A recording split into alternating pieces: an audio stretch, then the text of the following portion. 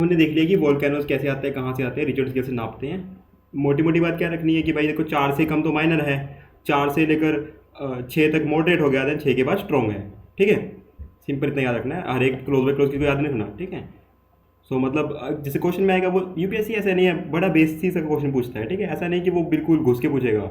ठीक है, एक एक आदमी करता है ऐसा तो आप वो छोड़ सकते हो। ठीक है, सारे तो टिक करने नहीं है आपने, कोई भी हिसाब हो, जुडिशरी की बात कर रहा हूँ, कि ज़रूरी नहीं कि आप सारे ही सही करने हैं, 100 के 100 कोई नहीं करता है।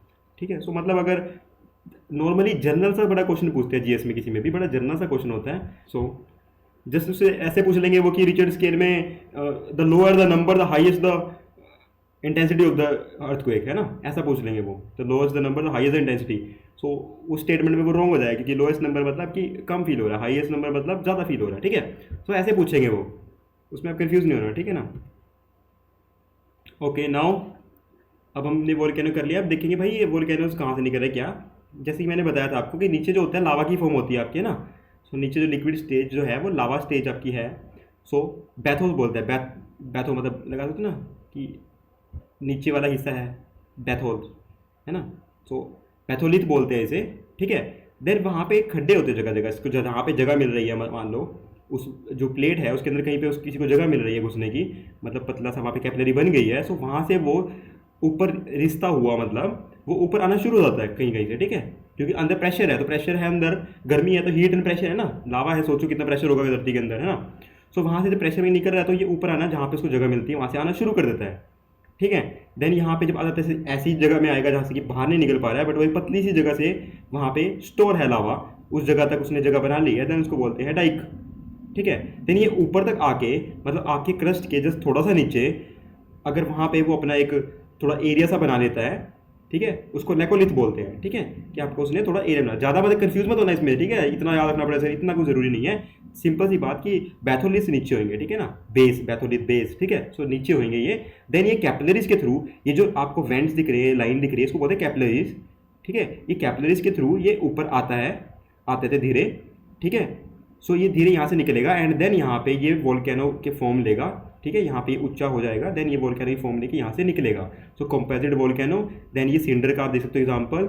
देन आप देख सकते हो कोन वाला ऐसा दिखेगा आपको। ठीक है, धरती पे कोन वाला ऐसा दिखता है। एंड देन ये अलग यहाँ पे वोल्केनिक नेक, मतलब यहाँ से निकला था थोड़ा थोड़ा कर करके नेक्सी बन गई है उसकी। सो सिंडर आप देख सकते हो कितना बड़ा है। देखिए आप एक बार यहाँ पे इस वाले पे नजर मारो, और कैल्डेरा देखो आप एक बारी, सॉरी कैल्डेरा में सिंडर बोल गया, कैंडेरा देखो। सो कैल्डेरा आप देखो कितना बड़ा है ये। ठीक है ना, इसका देखो माउथ कितना बड़ा है एंड कंपेयर टू सिंडर। ठीक है ना, सिंडर कोन का कितना छोटा सा है, ये दिख रहा है कितना बड़ा है। सो ऐसा फॉर्म होता है, देन यहाँ से ये निकलता है। सो इरोडेड लेकोलिथ बोलते हैं। यहाँ पे इकट्ठा हो गया काफ़ी सारा, आप देख सकते हो यहाँ पे। ठीक है, सो मतलब ये धरती के अंदर से बाहर दिखा रहा हूँ मैं आपको। सो यहाँ पे तो इसके नीचे तो यहाँ पे क्या होगा, यहाँ पे कोर होएगी, उसके ऊपर यहाँ पे ये जो लिक्विड फॉर्म आ रहा है, एंड देन उसके ऊपर यहाँ पे आपका जो लिथोस्फेयर है। ठीक है, यहाँ पे से कैसे निकल रहा है। सो जस्ट दो तीन चीज़ें याद रखने की है कि बैथोलिथ, यहाँ पे जो नीचे वाला है उसको बैथोलिथ, ठीक है, जो नीचे वाली लेयर में इकट्ठा हो गया है। देन लेकोलिथ्स, ठीक है ना, बी के बाद एल आता है, तो नीचे से उल्टा चलेगा, बी के बाद एल। ठीक है, सो उसके बाद देन वोल्केनो आपके बनेंगे। ओके, सो नाउ अब ऐसा ही कुछ ओशन के फ्लोर में भी होता है। मतलब आप ये हम लगा लो इस जगह पे हैं, इस जगह पे, यहाँ पे हम कॉन्टिनेंट में हैं, सिर्फ कॉन्टिनेंट से वो पानी आएगा, जैसे अभी बीच आती है ना। सपोज मैं एक बार बना के दिखाता हूँ आपको, जस्ट सेकेंड।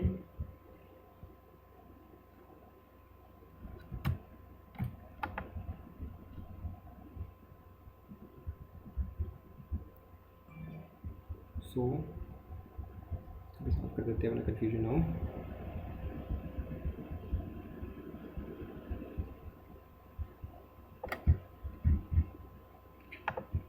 सपोज ये एक पहाड़ी थी, ठीक है, एंड देन ये आपका बीच का एरिया आ गया। यहाँ पे आप बीच, बीच समझ रहे हो, बीच किनारे पे, समुद्र किनारे।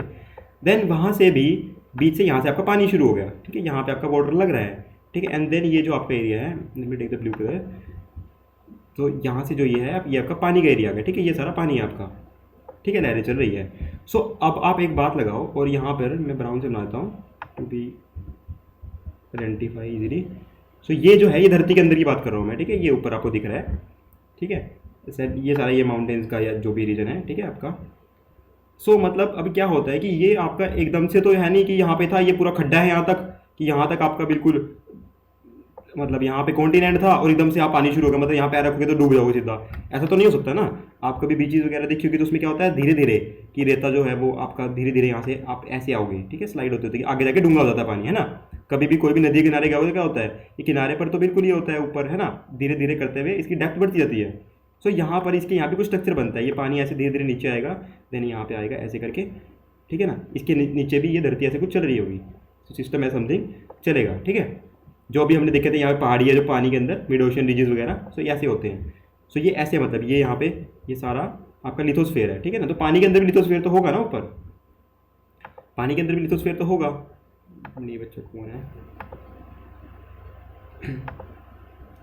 सो पानी के अंदर लिथोस्फेयर भी होगा ना आपका, तो ये हम लिथोस्फेयर भी कंसीडर कर लिया, ठीक है। सो अब देखते हैं इसके अंदर का एरिया क्या है। सो आप देख सकते हो, सो जब हम उतरेंगे ये कॉन्टिनेंट से, जब हम नीचे को उतर रहे हैं, सो पहले आपका आएगा शेल्फ, उसको बोलते हैं शेल्फ, जैसे अभी घर की सेल्फ होती है ना, सो एक सेल्फ की तरफ वो हल्का सा इंक्लाइंड होगा, इतना ज़्यादा नीचे नहीं जाएगा एकदम से।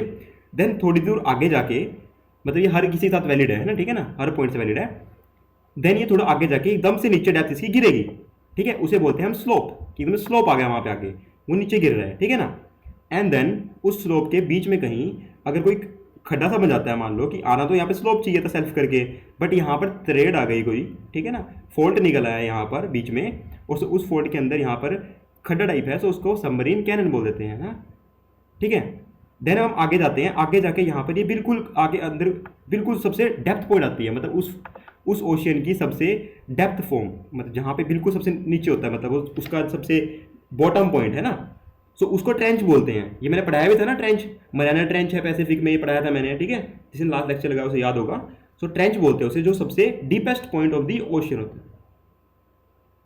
अब हम यहाँ से चलेंगे, सो पहले आती है सेल्फ, ठीक है, सेल्फ का बहुत ही मिनिमल सा स्लोप होता है, देन आगे जाके स्लोप आ जाएगा, ठीक है, और जो डीपेस्ट पॉइंट होता है ट्रेंच आता है, जैसे मैंने आपको मरियाना ट्रेंच और पुर्टो रिको ट्रेंच आपको एग्जांपल दिए थे जब हमने ओशियन बॉटम्स बताया था मैंने लास्ट लेक्चर में आपको एक बारी। सो ट्रेंच होता है इसका डीपेस्ट पॉइंट, ठीक है।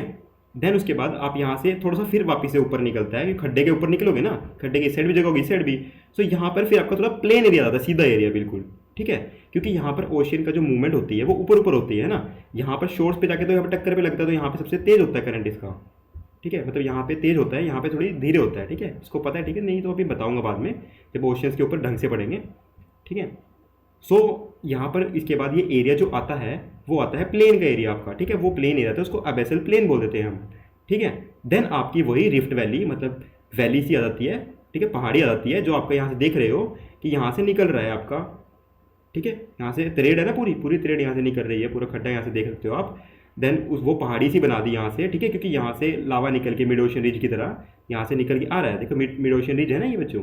सो यहाँ से निकल के आपका इधर से लावा निकलता था, तो लावा का जो अंदर से मटेरियल निकला है वो ऊपर पड़ के सूखता गया है ना, ठंडा होता गया, तो एक के ऊपर एक गिरता गया गिरता गिरता गया, तो ये पहाड़ी बन गई, ठीक है।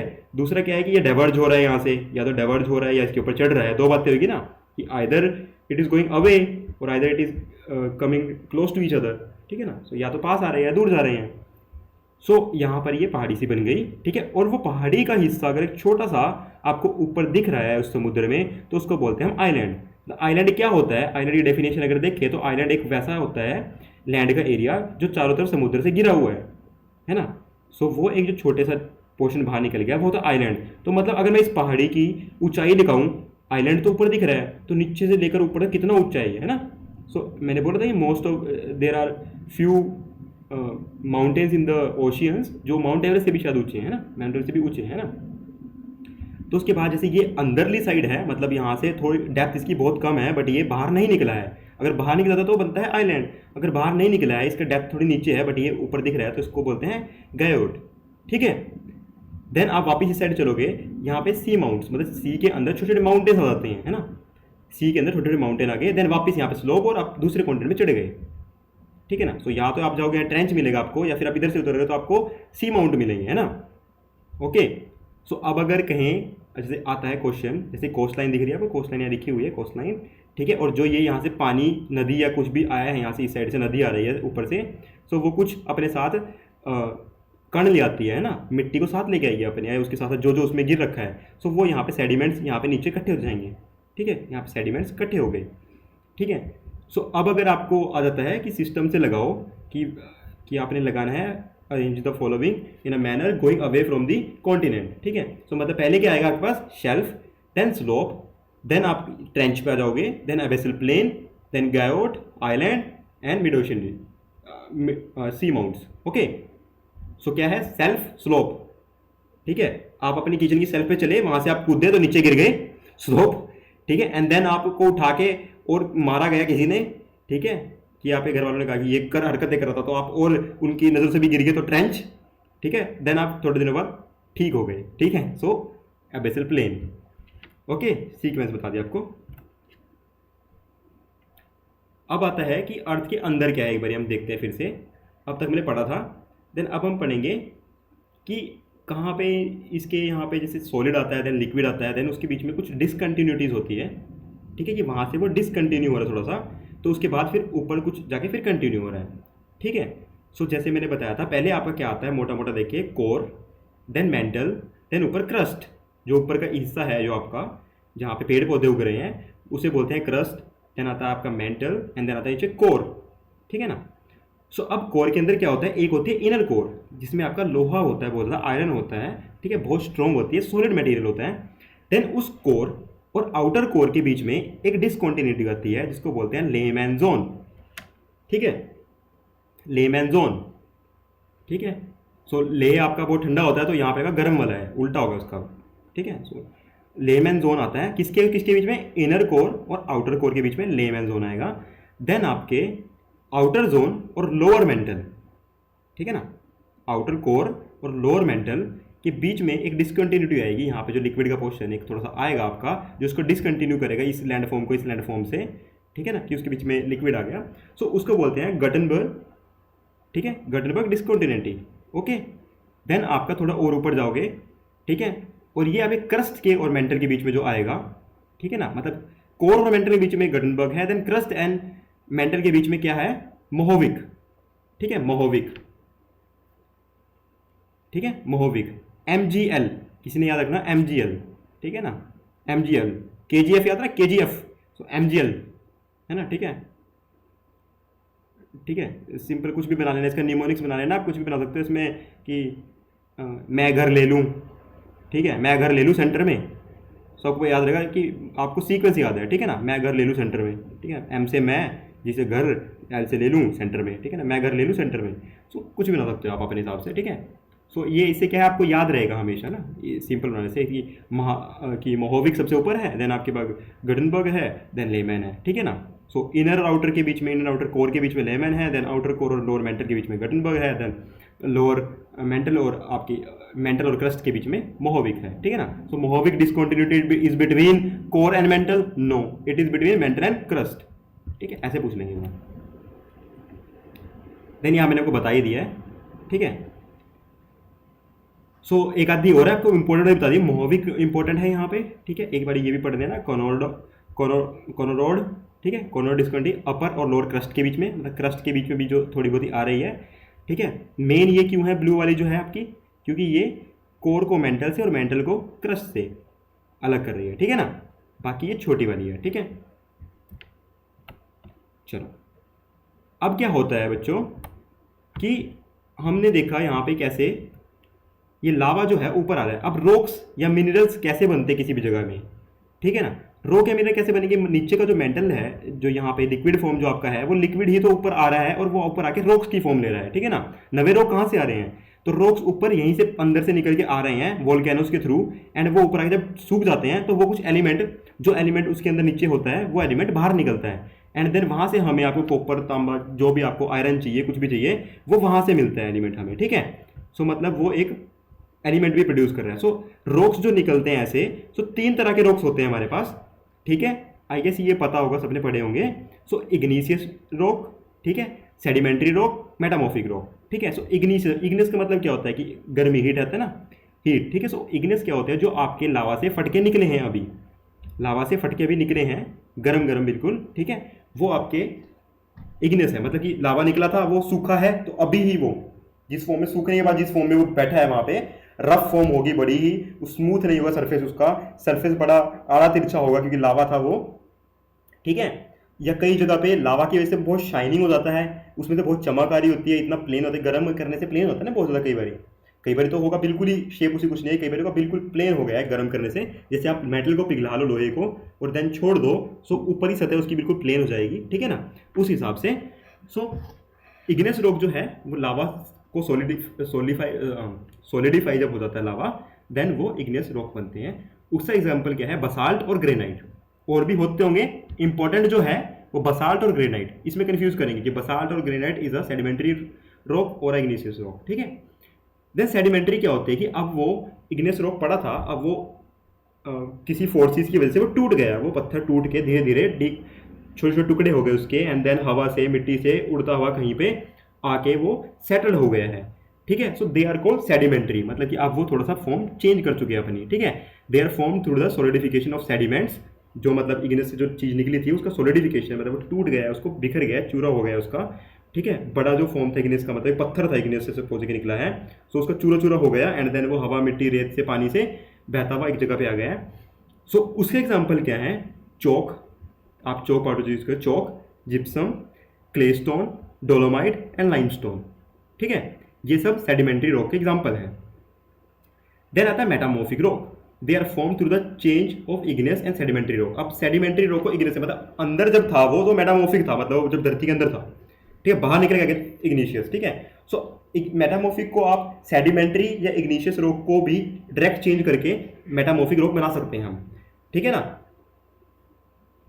ठीक है। और ये अंडरग्राउंड भी बनते हैं और ये सरफेस भी बनते हैं, मतलब या तो ये धरती के अंदर जब था तो वहीं पे वो ठंडा होकर सूख गया तो वहाँ पे मेटामॉर्फिक रॉक बन गया, या फिर वो बाहर निकलने के बाद भी बन सकता है। उसके एग्जांपल क्या है, नीस, मार्बल, क्वार्टजाइट एक्सेट्रा, ठीक है ना।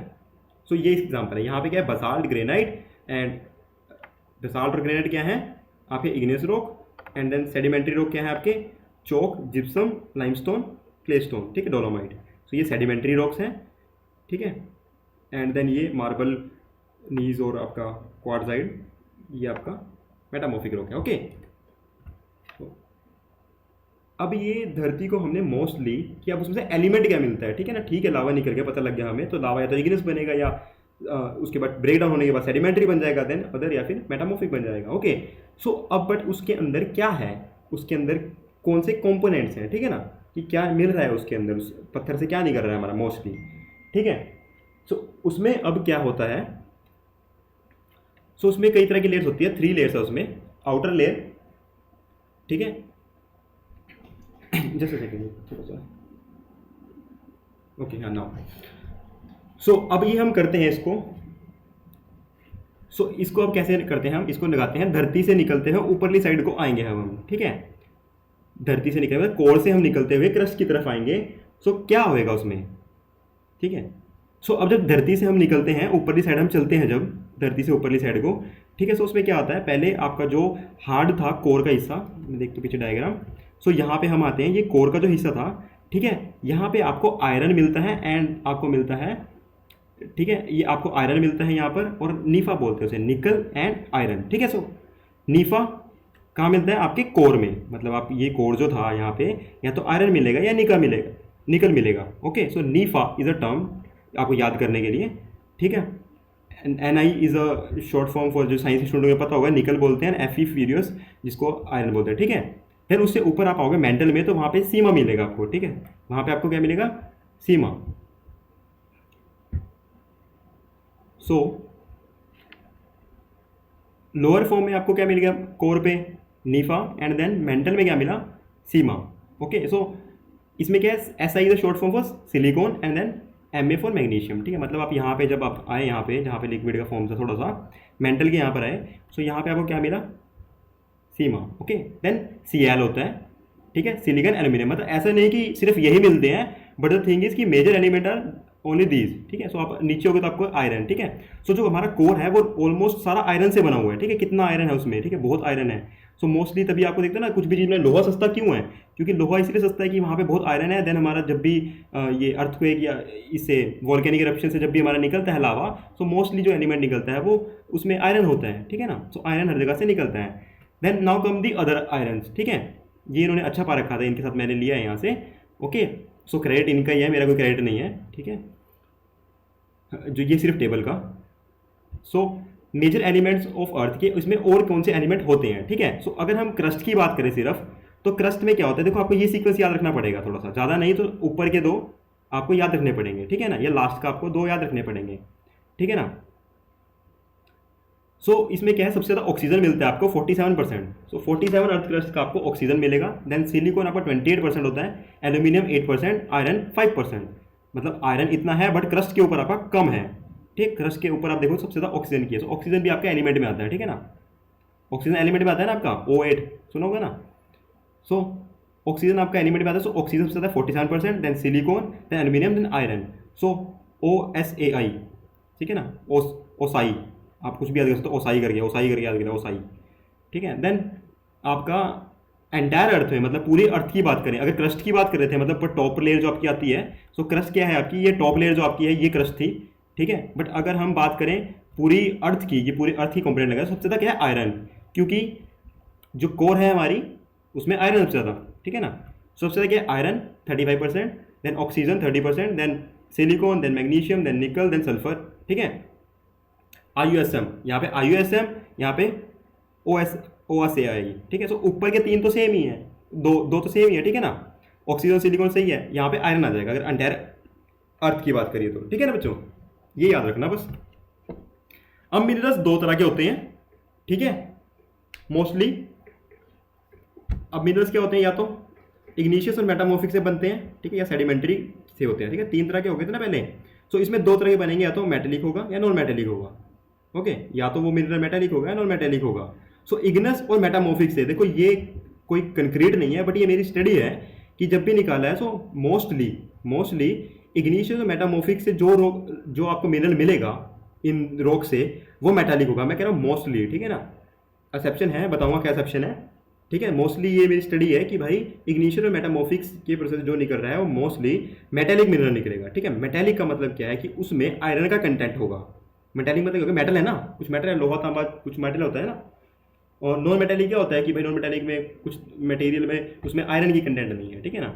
सो मेटेलिक होता है या नॉन मेटेलिक होता है। सो मेटेलिक का आप क्या कहेंगे कि मेटेलिक में दो तरह के होते हैं, फ्यूरियस और नॉन फ्यूरियस। फ्यूरियस मतलब या तो आयरन है उसमें या फिर आयरन उसमें नहीं है, ठीक है। सो पहला तो सीधा ही आयरन और मिल गया आपको, और समझते हो ना, और जहाँ से एक्सट्रैक्ट होता है आयरन, ठीक है ना, खदान। सो आपको या तो आयरन और मिल गई है, ठीक है, या मैंगनीज, निकल, ये सब में आयरन की मात्रा होती है, ये फ्यूरियस में आते हैं, ठीक है। आयरन, मैंगनीज एंड निकल, ठीक है। अब नॉन फ्यूरियस में कौन से आते हैं, copper, aluminium, tin, lead. Copper, aluminium, tin, lead, वो नॉन फ्यूरियस होंगे, मतलब मेटेलिक है, मेटल का कंटेंट उसमें कुछ ना कुछ है, ठीक है। बट यहाँ पे आयरन का कंटेंट की जगह कुछ और कंटेंट है, एक्सेप्शनल केस आ गया ना।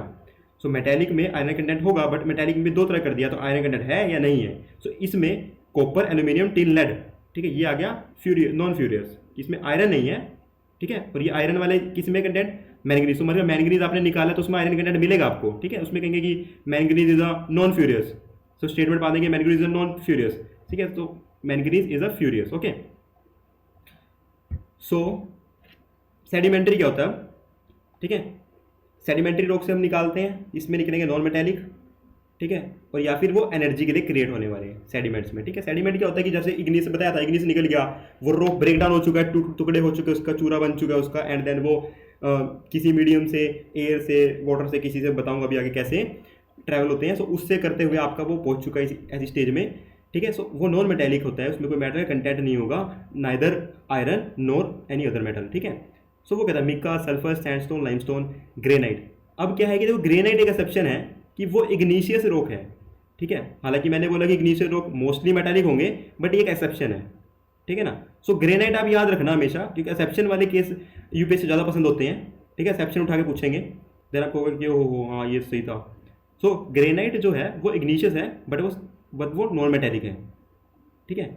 वो नॉन मेटेलिक है बट वो इग्निशियस का है, ठीक है ना, इग्निशियस से मिलता है। देन आता है एनर्जी के लिए आपको कोल, पेट्रोल, नेचुरल गैस, ये भी सेडिमेंट्री से मिलता है। सो एक क्वेश्चन आता है बड़ा सही कि पेट्रोलियम या natural gas are extracted from, कहाँ मिलेगी, ठीक है। सो आपका आंसर होगा सेडिमेंट्री रॉक्स, ठीक है, सेडिमेंट्री मिलेगी। जितने भी आपके यूजफुल ऐसे वाले होते हैं, एनर्जी वाले होते हैं ना, जितने भी आपके ये एलिमेंट्स वगैरह, वो सारे सेडिमेंट्री के अंदर मिलते हैं, ठीक है, सेडिमेंट्री रॉक्स वगैरह उसके अंदर मिलते हैं। देन आता है इंडोजेनिक एक्सोजेनिक, नाम से है इंडो मतलब इन, एक्सो मतलब बाहर। अब जैसे आपके ये लावा निकला है, अगर तो वो लावा सूखता है बाहर निकल के, ठीक है, सो वो होता है एंडोजेनिक। अगर सॉरी एक्सोजेनिक, अगर वो अंदर ही सूख के बन गया है, वो लावा अंदर ही कहीं कैपिलरी में रुक के वहाँ सूख गया, तो वो होता है इंडोजेनिक। अब आते हैं जियोमॉर्फिक प्रोसेस में। जियोमॉर्फिक प्रोसेस में क्या होता है कि वो उसका ब्रेकडाउन होना, वो कैसे ब्रेकडाउन हो रहा है, किस तरह से हो रहा है। तो एंडोजेनिक का मतलब क्या है कि अंदर ही हो रहा है, ठीक है, अंदर ही उसका ब्रेकडाउन हो रहा है। एक्सोजेनिक का मतलब वो बाहर उसका ब्रेकडाउन हो रहा है। बाहर कैसे होगा उसका, इरोजन से, ठीक है। इरोजन कैसे, या तो आइस से, बर्फ पड़ गई थी, बर्फ ने ठंडा कर दिया उसे, देन उसके बाद धूप पड़ी वहाँ से, तो वो जो रॉक था वो टूट गया, उसे ब्रेक आ गया, ठीक है, उसके सेडिमेंट्स ब्रेक होने लग गए, ठीक है।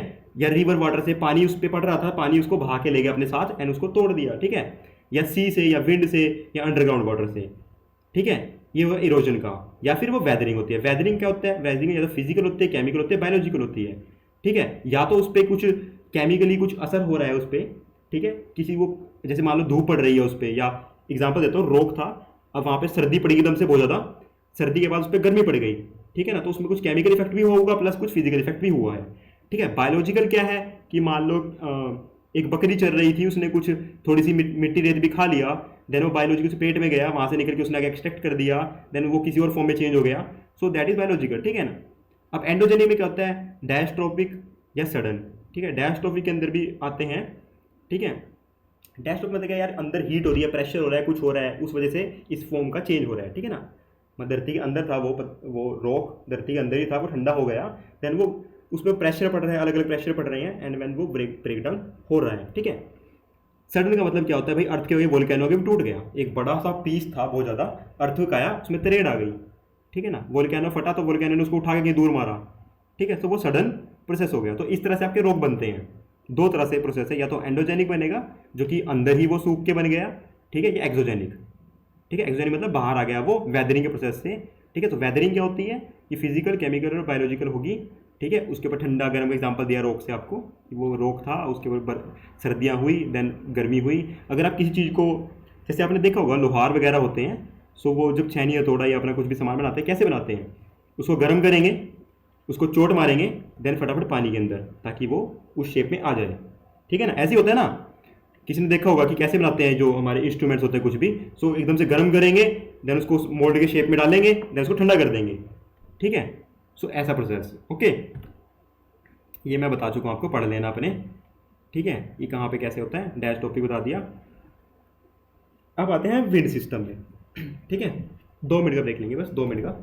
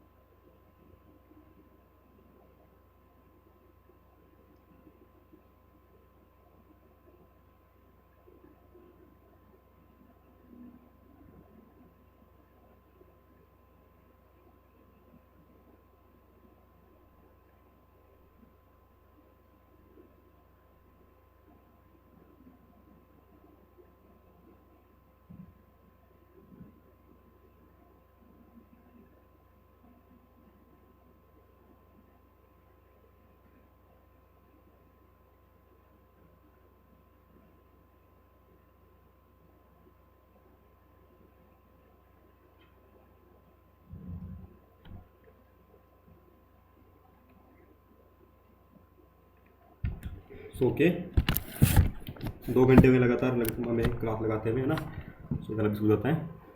सो अब हम कर चुके हैं धरती के, पहले हमने अंदर देख लिया, फिर हम बाहर निकले उसके, फिर हमने कॉन्टिनेंट देख लिया, फिर हमने देख लिया कि पानी के अंदर क्या है, कैसा सिस्टम है।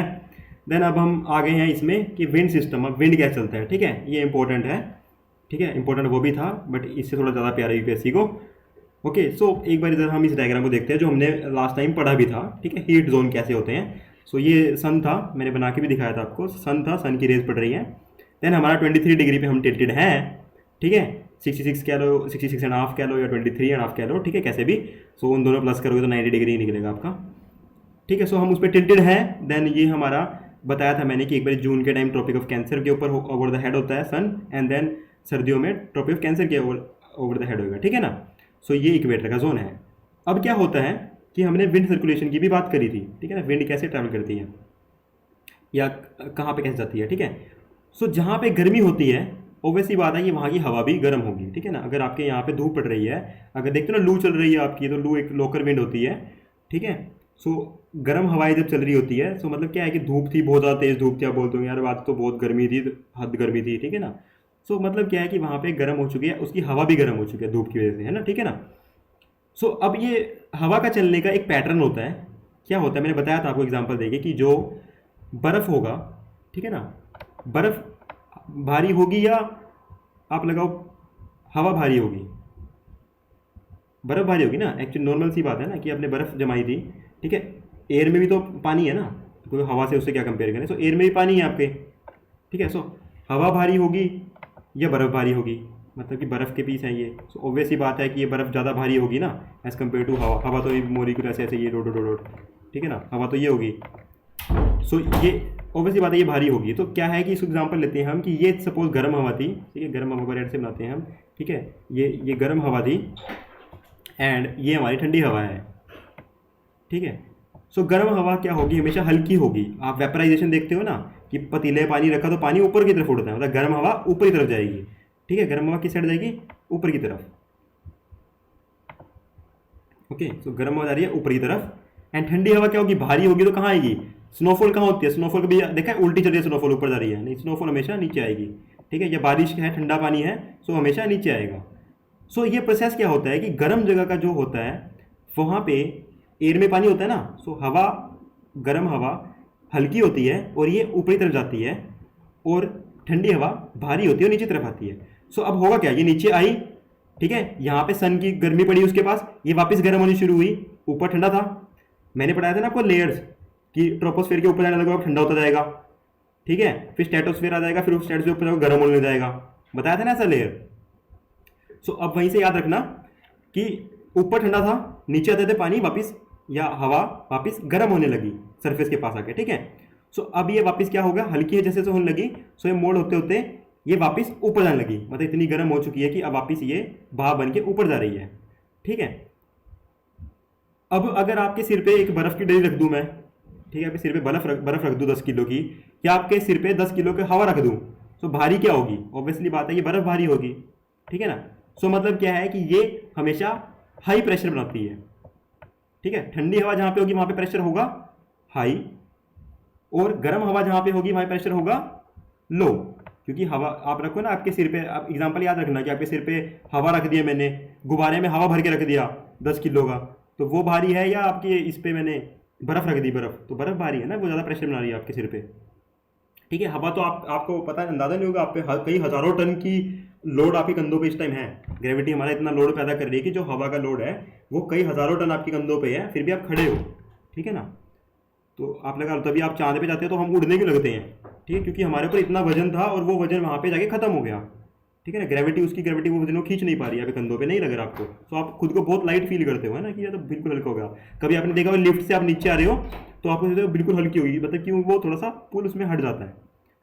चलो फिर यहाँ पे इसको, ये बात को याद रखना कि हमेशा हवा, ठंडी हवा नीचे आएगी उसका हाई प्रेशर होता है, एंड गर्म हवा ऊपर जाएगी उसका लो प्रेशर होता है। तो मतलब लो प्रेशर की बात करो तो किसकी बात कर रहा हूँ, गर्म हवा की, और हाई प्रेशर की बात कर रहा हूँ तो किसकी कह रहा हूँ, ठंडी हवा की, ओके। अब समझते हैं इस कंसेप्ट को।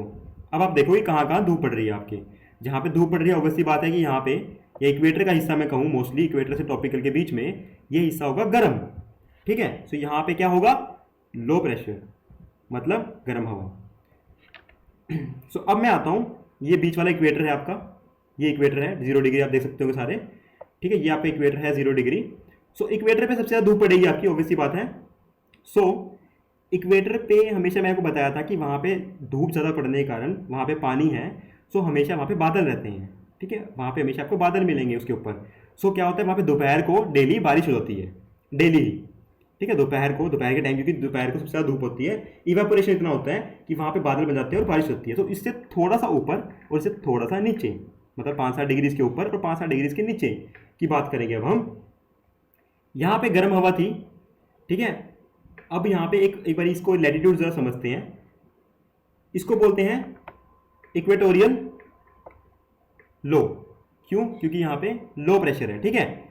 इसके बाद हम 23 डिग्री के ऊपर आते हैं, मतलब कैंसर के पास जब आते हैं, थोड़ा सा इससे ऊपर कैंसर 30 डिग्री पे, यहाँ पे हम क्या बोलते हैं? सब ट्रॉपिकल हाई। क्यों? यहाँ पे ठंडा होता है, ठीक है। और यहाँ इसके थोड़े से ऊपर आएंगे, मतलब उतनी डिग्री और ऊपर आएंगे, 60 डिग्री पे जैसे हम पहुंचेंगे, यहाँ पे होता है सब tropical low and then polar high. अब कैसे हाई लो? क्योंकि बीच में हाई लो कैसे आ रहा है मैं बताता हूँ कैसे आ रहा है, ठीक है। धरती हमारी घूम रही है, कोरियोली फोर्स कहते हैं इसे। ये धरती घूम रही है, उसके बाद विंड घूम रही है, उस फोर्स को बोलते हैं कोरियोली फोर्स, ठीक, कोरियोली फोर्स, ठीक है। सो कोरियोली फोर्स क्या करती है कि हमेशा विंड को नॉर्दर्न हेमिस्फीयर, मतलब ये ऊपर हिस्से में राइट को डिफ्लेक्ट करेगी और साउदर्न हेमिस्फीयर में लेफ्ट को डिफ्लेक्ट करेगी, क्योंकि धरती घूम रही है ना, बीच में बल्ज है हमारे। सो यहाँ की हवा उधर जाएगी, इधर की हवा इधर आएगी, ठीक है ना। सो ऐसे ये डिफ्लेक्ट करती है हमारी धरती की रोटेशन की वजह से। धरती हमारी बताया ना मैंने 6000 किलोमीटर की स्पीड से आप घूम रहे हो, अभी बैठे नहीं हो आप 6000 की स्पीड से घूम रहे हो अभी इस टाइम भी, ठीक है। आपकी स्पीड 6000 है, अगर आपको रोक दिया ना एकदम से तो आपकी धड़कन एकदम से रुक जाएगी, ठीक है। तो आपका सब कुछ बाहर निकल गिर जाएगा मुंह से। सो अब क्या होता है जब ये यहाँ पर गर्मी पड़ गई इक्वेटर पे और कोरियोली फोर्स ने हवा को राइट में धकेला, ठीक है। राइट मतलब ये पूरा ऊपर से राइट, यहाँ पे इतना ही पोर्शन को कंसीडर करेंगे हम, इतने पोर्शन को यहाँ से राइट को धकेला, ठीक है। सो अब क्या होगा कि ये हवा इतना सर्कल, ठीक है, क्योंकि यहाँ पे फिर ये थोड़ा बल्जगम होता है ना, तो इतना सर्कल यहाँ से घूम के, ठीक है, जब ये बीच पे इक्वेटर पे, तो यहाँ इसको गर्म हवा मिल गई। सो यहाँ ठंडी हवा थी इस जगह पे 30 डिग्री पे, थोड़ी ठंडी हवा थी, वो ठंडी हवा मैंने बताया ना हाई की तरफ जाएगी, तो हाई कहाँ पे है? इक्वेटर में। तो इक्वेटर की तरफ वो घुसी एंड देन यहाँ पर गर्म होगी वापस, ठीक है। एंड देन बादल बढ़ के यहाँ बारिश हुई तो यहाँ ठंडा होगा वापस, एंड देन यहाँ से ठंडी हवा उस साइड हो जाएगी। सो ये एक सर्कल चल पड़ा, गोल गोल सर्कल चल पड़ा, ठीक है। ये गोल गोल सर्कल जब चल पड़ा, सो इस वाले एरिया को ट्रेड विंड बोलते हैं, ठीक है। ट्रेड विंड क्यों बोलते हैं? क्योंकि आपके जो जितने भी कॉन्टिनेंट्स हैं वो इस एरिया में हैं, यहाँ कैंसर के यहाँ पे, ठीक है। साउथ में बहुत ही कम जगह है, ठीक है। सो ये जो करंट जो चलता है, ओशियन का पानी भी ये इसी के साथ चलता है। सो ये हवा जो चलती है वो शिप्स को हेल्प करती है चलने में, ठीक है ना। शिप जो क्या होता है, शिप पानी में जब चलती है तो वो देखा ना पर्दा सा लगा के बड़ा सा, हवा की मदद लेती है, ठीक है ना। सो वो शिप्स की मदद करती थी पुराने एशियन टाइम में। सो वो रास्ता जो भी ढूंढते थे वो उसी हिसाब से ढूंढते थे कि मान लो यहाँ पे हवा चल रही है ना, सो उनको पता लगता था कि रास्ता ये हमारा रास्ता ये चल रहा है, ठीक है। वो अपना रास्ता भी इसी से विंड्स के थ्रू ढूंढते थे एंड इसी से ट्रेड करते थे वो। तो इसका नाम इन्होंने ट्रेड विंड रख दिया, क्योंकि इसी विंड की हेल्प से वो अपनी शिप्स चलाते थे और वहाँ पे ट्रेडिंग करते थे। जब उसके बाद यहाँ पहुंचे तो यहाँ पे जो ठंडी हवा थी वापस घूम के ठंडी हवा इस ट्रॉपिकल बेल्ट पे यहाँ पहुंची, ठीक है। सो इस बेल्ट में जब पहुंची, सो अब सिस्टम यहाँ भी वो चल रहा है, राइट में धकेल रहे हैं। तो यहाँ से हवा, सॉरी, ये हवा यहाँ से घूम के वापिस अब राउंड में घूमे ही कोरियोली फोर्स लग रही है। सो ये यहाँ पे ठंडी हवा थी यानी ऊपरी तरफ चलेगी, तो ये गर्म पानी कहाँ चला गया? यहाँ से ऊपरी तरफ चला गया, ठीक है ना।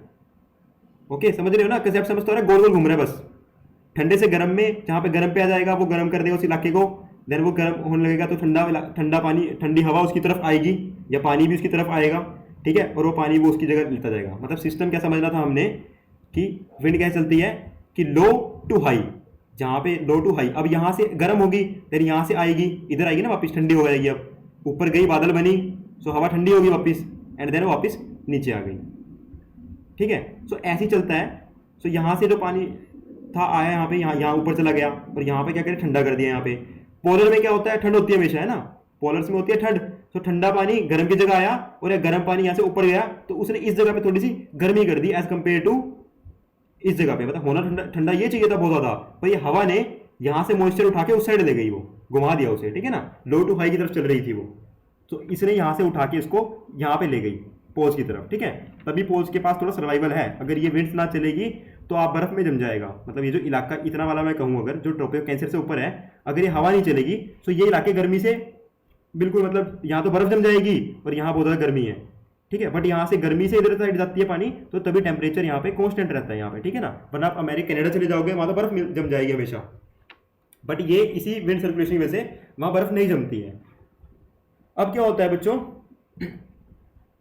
कि ये जो इलाका है 30 डिग्री पे, याद रखना 30 डिग्री पे जब ये यहाँ से इक्वेटर वाली विंड और ये इधर से आती है विंड, ये मिलती है, तो इस वाले इलाके को क्या बोलते हैं हम, सब ट्रॉपिकल हाई।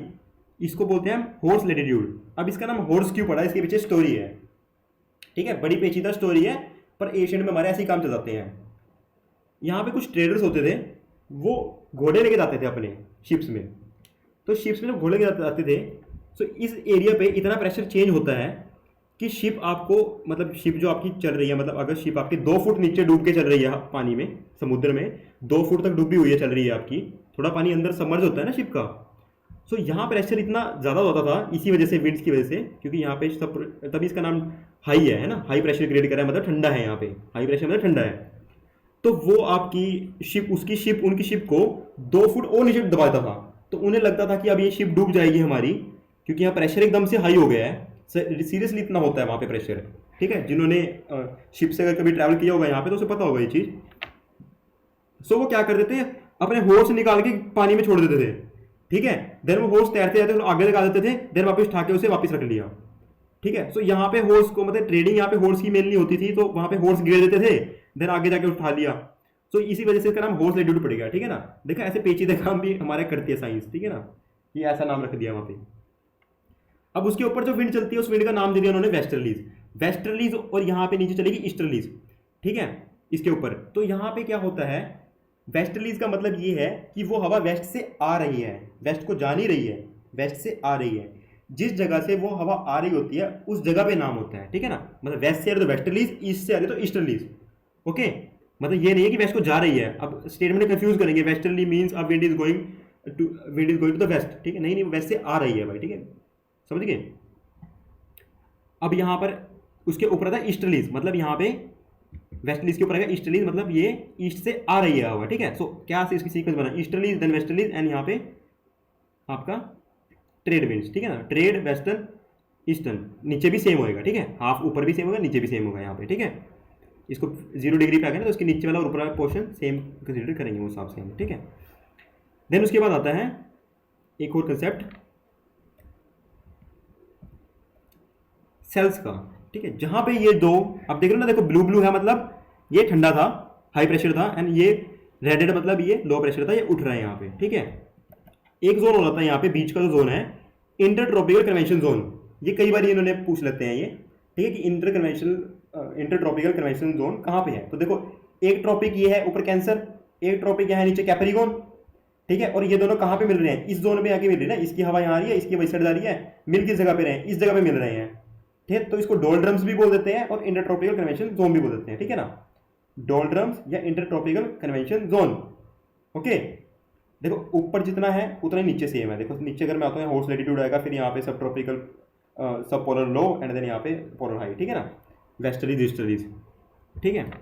तो अब यहाँ पे एक और था, जब यहाँ पे दो करंट्स, मतलब ये करंट फॉर्म कर दिया उन्होंने, सर्कल चला ना, दो करंट मिलते हैं, तो जहाँ बीच में ये इंटरेक्शन जहाँ पे इनका होता है, सो उस जगह को, ये बीच का हिस्सा जो आ गया इनके, वहाँ पे सेल बोल देते हैं, कि वहाँ पे सेल बोल दिया उसे, कि करंट जब चल रहा है तो सेल भी बोल देंगे ना, जब करंट बोल सकते हैं इन चीज़ को, इन हवा के सिस्टम को हम करंट बोल दिए, करंट सिस्टम ऐसे फ्लो कर रहा है, सो हम उसको सेल भी बोल सकते हैं, ठीक है ना। सो यहाँ पे सेल बनता है, जो यहाँ पे इक्वेटर के पास बनता है, इधर लेफ्ट राइट थोड़ा सा इससे, सो ये होता है हार्डली सेल, ठीक है। वो कहाँ बनता है, हार्डली सेल आपका, ठीक है, सब ट्रॉपिकल हाई और इक्वेटर के बीच में, ठीक है, सब ट्रॉपिकल हाई इक्वेटर के बीच में क्या बनेगा, हार्डली सेल, एंड देन सब ट्रॉपिकल हाई और पोलर के यहाँ पे आप क्या बनेगा, फेरर सेल, एंड देन उससे ऊपर पोलर सेल, ठीक है ना, समझ गए, polar cell, Ferrel cell, Hadley cell, ठीक है। फिर नीचे का भी सेम है, एक याद रख लेता हूँ, ओके। अब ये करंट्स क्या होता है, अब मैं बताता हूँ। देखो ये इक्वेटर था बीच में, अब यहाँ पे बता दिया मैंने, गर्मी होती है इस जगह पे, बीच का जो एरिया यहाँ पे गर्मी होती है सबसे ज़्यादा, ठीक है। अब ये विंड आई, ठंडी हवा, इसको दे रहे हैं हम, इस वाली को ध्यान दे रहे हैं, इस बार यहाँ पे ध्यान दे। तो इस वाली हवा को ये क्या करेगी, गर्मी वाली तरफ भागेगी, क्योंकि इसका हाई प्रेशर है, लो प्रेशर की तरफ भागेगी, हाई टू लो जाती है ना, सो फिर हमेशा हाई टू लो जाती है, तो हाई से लो की तरफ आई, यहाँ से हवा जब यहाँ गर्मी में पहुंची तो ये भी गर्म होगी हवा, देन ये हवा इधर से करोली फोर्स से डिफ्लेक्ट होके इस साइड आई, एंड देन वापस ठंडी होगी, क्योंकि यहाँ पे ठंडा था इलाका, देन वहाँ पे ठंडी होगी, एंड वापस ये सर्कल चल रहा है। सो जब गर्म हवा किसी कॉन्टिनेंट के साइड से निकलती है, सो उसे वार्म करंट बोलते हैं हम, ये वो गर्म था, क्योंकि हवा गर्म थी तो क्या करता है वो उसकी आइस पिघला देगा, वहां पे गर्मी ले आएगा उस जगह में, टेम्परेचर चेंज कर देगा वहां पे। ठीक है, बहुत ज़्यादा टेम्परेचर चेंज करता है हवा से। हवा, गर्म हवा, जैसे यहाँ पे ये लगा लो कि अमेरिका का है, सो यहाँ पे जो गर्म हवा चल रही है इस वजह से यहाँ पे संतुष्टि है, वरना इसके यहाँ पे जो कनाडा का इलाका है ये तो ठंड से मर जाएगा। ठीक है ना। अब ये यहाँ से गल्फ स्ट्रीम का जो आ रहा है देख रहे हो आप, यहाँ से आई है, देन ये हवा वापस कुछ तो उस साइड डिफ्लेक्ट हो जाएगी और कुछ वापस नीचे आ जाएगी। जो उस साइड को होगी, यहाँ पे सेल बना रही है, सेल क्रिएट कर रही है ना यहाँ पे, तो यहाँ से कुछ ऊपर चली जाएगी, वो गर्म हवा इस जगह पहुंच गई, एंड ठंडी हवा ने यहाँ से इसकी जगह ले ली। मतलब ऊपर वाला सर्कल ऐसे गोल गोल घूम रहा है, नीचे इधर इस साइड, देन इस साइड। ठीक है ना। मतलब एक सर्कल लेफ्ट टू राइट जा रहा है तो ऊपर वाला क्या जाएगा, राइट टू लेफ्ट। ठीक है ना, ऐसे घूमता है वो। मतलब ये धरती के पहले इधर से इधर जा रहा है, ठीक है, इसके बाद यहाँ से ये उल्टा जा रहा है इस साइड को। ठीक है, इसकी डायरेक्शन इस साइड को है, इसकी डायरेक्शन इस साइड को है। ठीक है, ऐसे चलते हैं ये इधर से इस साइड को, वो उधर से उस साइड को। ओके, सो ये हवा यहाँ से कुछ कुछ हवा इसके साथ मिल भी जाएगी ना आपस में, तो इसने इसी एरिया में भी गर्म हवा आ गई।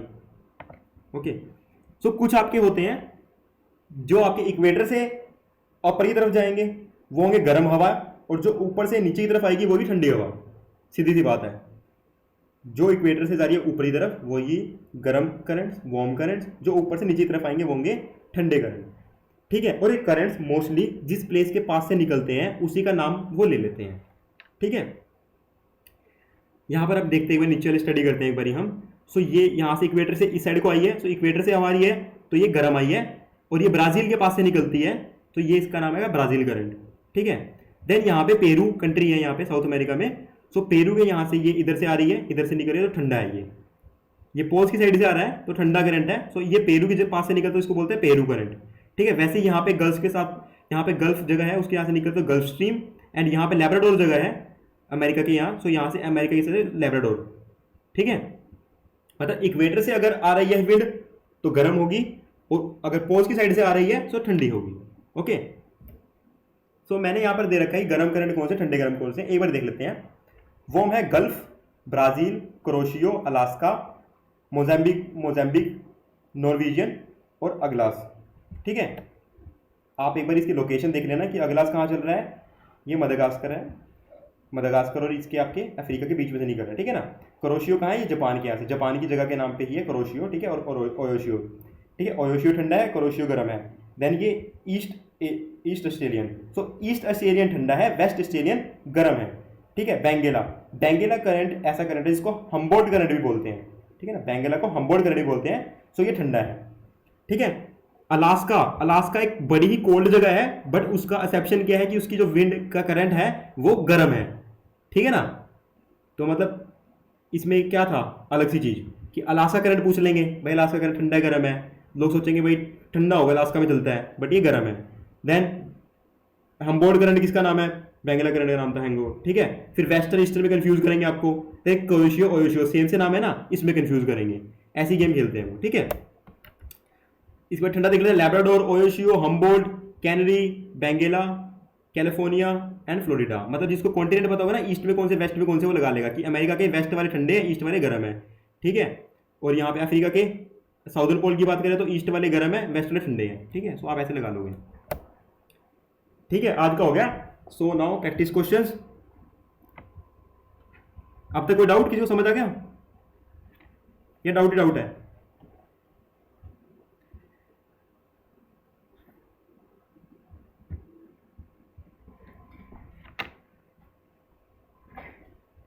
Okay, shall we start?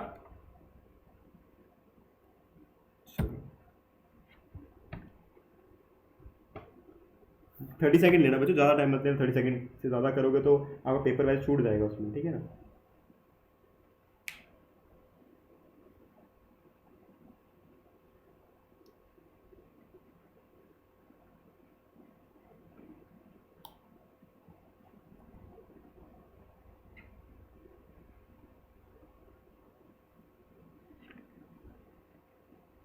Okay, Aarti Singh C, Isha Singh B, Shami Singh B,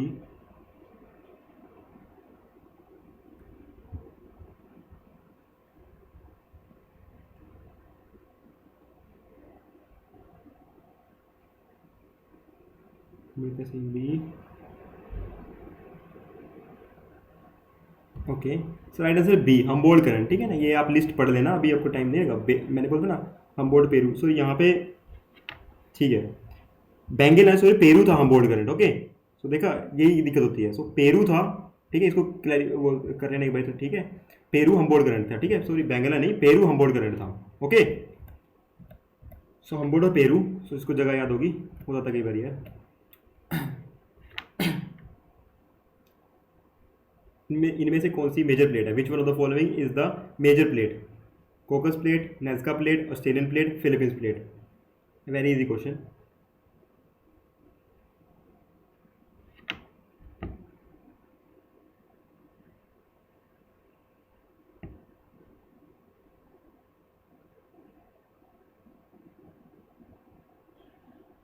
ईशे Singh C, Cheshta Singh सी।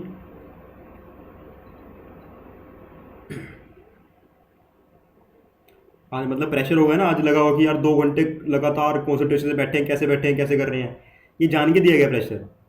ठीक है ना, आगे के मैं 3-3 घंटे भी दूंगा, और जब एग्ज़ाम आने वाले होंगे तब तो मैं 4-5 घंटे भी दे दूंगा। ठीक है ना, मतलब अपने एग्ज़ाम को क्लियर करना है। यहाँ पे आ रहे हो तो फ्री का मतलब ये नहीं है मैं टाइम पास कर रहा हूँ यहाँ पे। ठीक है ना, मतलब मैं ही बैठ के बनाता हूँ, ये सब करता हूँ। ठीक है ना, तो इसीलिए है कि आपका किसी क्लियर हो। ठीक है ना, मतलब चिल मार नहीं रहे यहाँ पे कि ठीक है मज़े ले रहे हैं, इजी चल रहा है यहाँ पे। सो स्टेरियन plate is the right answer, C, सबने सही दिया, very good, excellent. Next question, consider the following statement. P waves are the first to reach the earth surface. Second, surface waves can travel through solid and liquid. If which of those statement are correct? One, two only, both, or neither?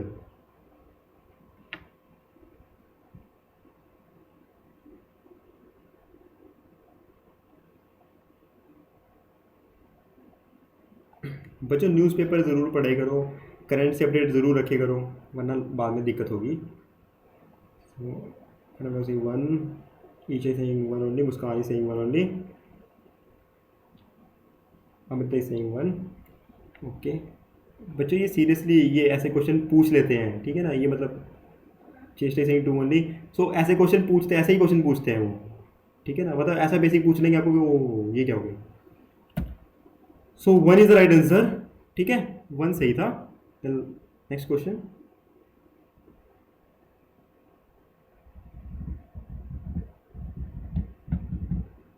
Next week हमारे lectures हो जाएं then, क्योंकि बच्चे भी थोड़ा busy चल रहे हैं, हमें पता है।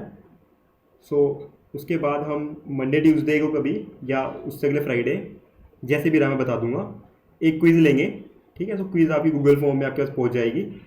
ठीक है, जितना हमने कवर किया होगा उससे रिलेटेड ही क्विज़ होएगी, एंड अप्रॉक्सीमेटली 20 के अराउंड क्वेश्चन डालूंगा मैं उसमें। ठीक है, और उसमें कोशिश करूँगा करंट के 1-2 क्वेश्चन भी डाल दूँ जो करंट में चल रहा होगा, इससे आपको पता लगेगा करंट ठीक पढ़ रहे हो नहीं पढ़ रहे हो। ठीक है, सो जिसके उसमें से 10-12 क्वेश्चन ठीक होंगे तो वो लगा लेना कि उसकी तैयारी ठीक चल रही है फिलहाल। और चीटिंग मत करना उसमें यार, मतलब अपने दिल से ईमानदारी से देना है। ठीक है, so Isha Aarti Singh, Isha Singh C, Aarti Singh D, Shubh Singh C,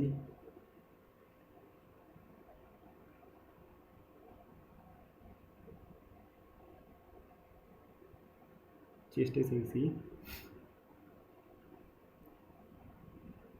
okay, C is the right answer, outer core and lower mantle. ठीक है, आपको उसमें दिखा दिया। Last question of the day, arrange this from the land toward sea, मतलब आप लैंड से सी की तरफ जा रहे हैं, उसको अरेंज किए।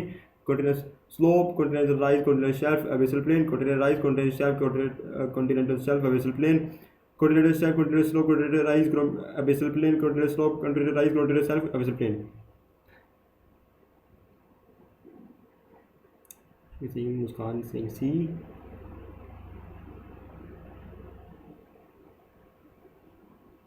जिसको भी कोई दिक्कत आ रही होगी, जैसे ऐसा हो रहा है, टाइम नहीं मिल पा रहा, ये नहीं मिल पा रहा, ये सब फिर आप में ऑर्गेनाइजिंग एबिलिटी नहीं है ना, मतलब ये नॉट द लीडर अगर आप नहीं एडजस्ट कर पा रहे हो। सी द राइट आंसर, कोटिल शेल्फ आएगा, देन स्लोप आएगा, देन कोटिल राइज आएगा, and then abyssal plain. Okay, so मैं भेजूंगा आपको एक बार, उसमें भी आप ढंग से देख सकते हो। ठीक है, okay, so thank you so much, hope you like the lecture.